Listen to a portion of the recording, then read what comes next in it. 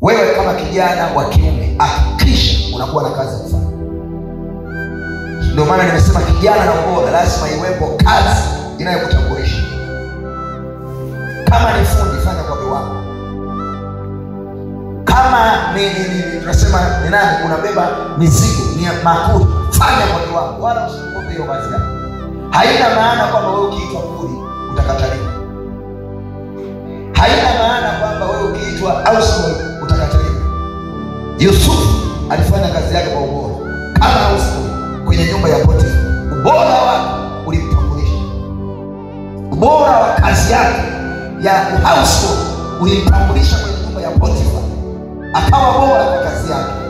Na hiyo kazi alipoifanya kwa ubora, Biblia inasema Potifa na nyumba yake wakabarikiwa, wakatajirika kwa sababu ya ubora wa kazi aliyokuwa anaifanya Yusufu ndani ya nyumba ya Potifa. Na Biblia inasema Potifa akajua kwamba amebarikiwa kwa sababu ya Yusufu. Anasema akamwachia mamlaka yote, kwamba wewe Yusufu ndio utakuwa mkubwa kwenye nyumba yako. Walipewa hicho kitu. Kwa hiyo akaonyesha ubora wa kazi yake. Alipoonyesha ubora wa kazi yake, ndipo alipoongezewa vyeo. Hadi akiwa houseboy anaongezewa cheo. Anaongezewa nini jamani? Maana kama aliongezewa cheo na mshahara aliongezewa kwa sababu ya ubora. Na ubora wa Yusufu ndio uliyemfanya aende, ndio uliyemfanya apewe pia na mke. Yusufu hakuoa mke wa kawaida, alioa mke bora kwa sababu na yeye alikuwa bora. Kwa hiyo hata mfalme alimsaidia Yusufu kupata mke, apate mke aliye bora, mwenye heshima. Kwa hiyo kama nilivyokuambia, kama kijana lazima uwe na kazi ya kufanya.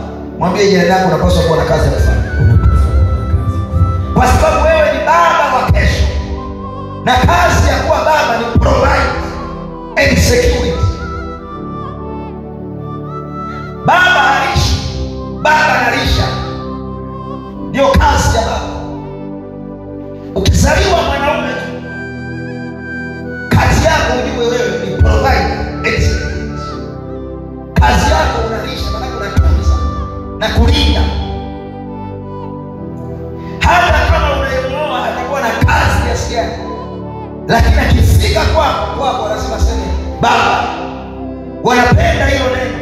Kwa nini